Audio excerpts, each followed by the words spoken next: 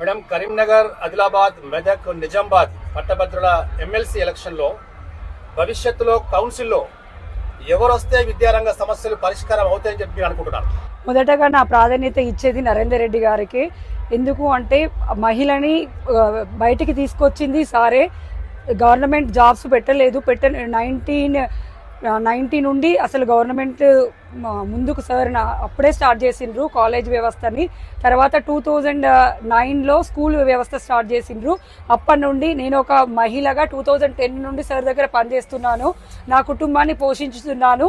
అలాగే అందరూ చాలా మంది నాతో పాటు అప్పుడు ఫస్ట్ జాయినింగ్లో మేము ఒక 20-30 ఉండేది. బట్ ఇప్పుడు 2000 అయినాము. అందులో మహిళలే 1500 ఎబోవ్ ఉన్నారు. సో సార్కి మా ఓటు కంపల్సరీ ఉంటుంది. గ్రాడ్యుయేషన్ వాళ్ళు చేసిన వాళ్ళందరినీ కూడా వెయ్యమని మేము అందరం రిక్వెస్ట్ చేస్తున్నాము. సో ఎందుకు అంటే ఒక మహిళను మహిళగా గుర్తించిండ్రు, ఉన్నత విద్య చదివిండ్రు, మీరు ఇంట్లో ఎందుకు ఉంటారు, బయటికి రండి చెప్పండి అని చెప్పారు.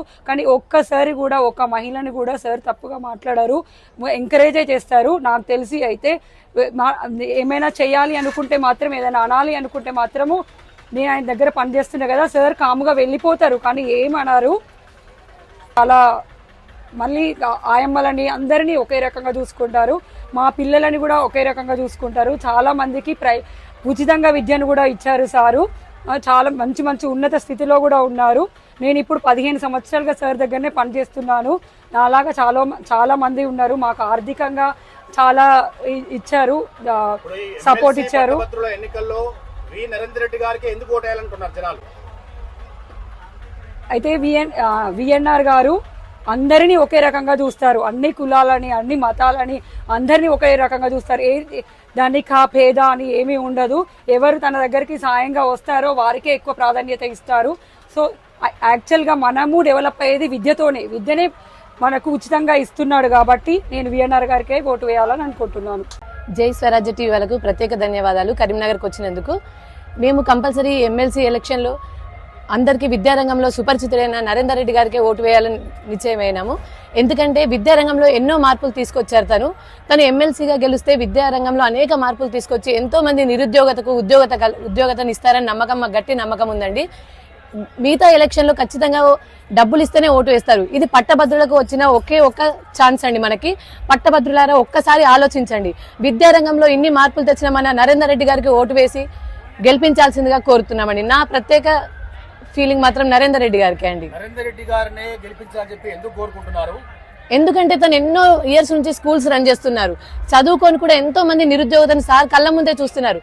సార్ చూసిన ప్రాబ్లమ్స్ ను ఖచ్చితంగా సాల్వ్ చేసి ఉద్యోగతను కల్పిస్తారని గట్టి నమ్మకంతోనే మేము ఈ నరేందర్ రెడ్డి గారికి ఓటు వేయాలని కోరుకుంటున్నామండి. ఎమ్మెల్సీ పట్టభద్రుల ఎన్నికల్లో నరేందర్ రెడ్డి గారిని ఓటమి పాలు చేద్దామని చెప్పాడు బీజేపీ అంజిరెడ్డి గారు. ఈవెన్ ఇండిపెండెంట్ అభ్యర్థుల్లో కూడా ప్రసన్న హరికృష్ణ లాంటి వాళ్ళు చాలా మంది వెయిట్ చేస్తున్నారు. దీనిపై మీరు ఏమంటారు? ఒక్కసారి రంగంలో దిగినాక గెలుపు ఓటములు కామన్ అండి. దాన్ని పట్టించుకోకుండా నరేందర్ రెడ్డి గారు తన ప్రయత్నం తను చేస్తున్నారు. కానీ తన ప్రయత్నంలో మనందరం తోడవ్వాలి. ఎందుకంటే తన ముఖ్యమైన ఏమేంటో మనందరికీ తెలుసు. విద్యారంగంలో మార్పు తీసుకొస్తారు, ముఖ్యంగా ఉద్యోగ భద్రతను కల్పిస్తారనే గట్టి నమ్మకంతోనే మేమందరం నరేందర్ రెడ్డి గారికి ఓటు వేయాలని కోరుకుంటున్నామండి. విద్యారంగంలో పరిచయం చేయాల్సిన వ్యక్తి కాదు. ఎందుకంటే అందరికీ సుపరిచితుడు నరేందర్ రెడ్డి గారు. సో విద్యారంగాన్ని అంచెలంచెలుగా డెవలప్ చేస్తున్నారు.